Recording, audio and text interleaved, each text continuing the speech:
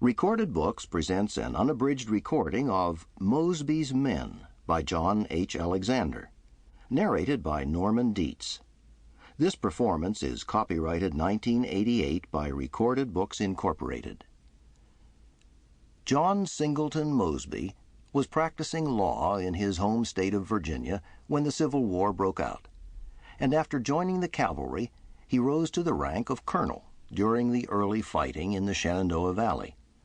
Later, he worked as a scout for Jeb Stuart, and in December 1862 began organizing his own battalion of independent cavalry that ultimately grew to 800 men.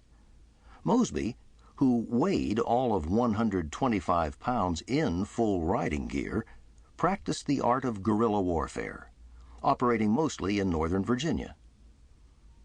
Mosby's raiders, armed with revolvers, the saber being rejected as too noisy and ineffectual, operated mostly behind enemy lines, creating ambushes and surprise night attacks, capturing dispatches, officers, supplies, and Yankee gold, and generally being so successful a nuisance that the Union Army was obliged to strengthen its forces on an area away from the front lines.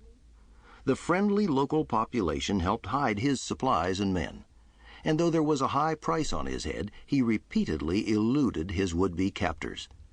As a result, the area of his operations, especially the Loudoun Valley, was repeatedly ravaged in retaliation. All in all, Mosby figured he had kept 30,000 men from joining Grant's army, and it's probable that his activities delayed the end of the war by at least 6 months. John H. Alexander rode with Mosby for a year, beginning in the spring of 1864. But it wasn't until more than 40 years later, in 1907, that he published this memoir. And now, Mosby's Men. This book doesn't purport to be a history of Mosby's command, in the sense of being a full and accurate account of its operations.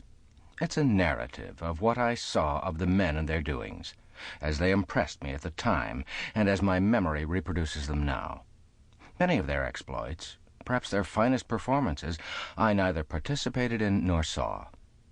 When I've had occasion to refer to incidents outside of my personal knowledge, it's indicated. The extent and character of my information is also indicated. It's very rarely that two men see the same thing in exactly the same way. And of all subjects upon which eyewitnesses differ, it seems that upon a fight, a battle, there's the most frequent and pronounced variance. So it's quite probable. Sample complete. Ready to continue?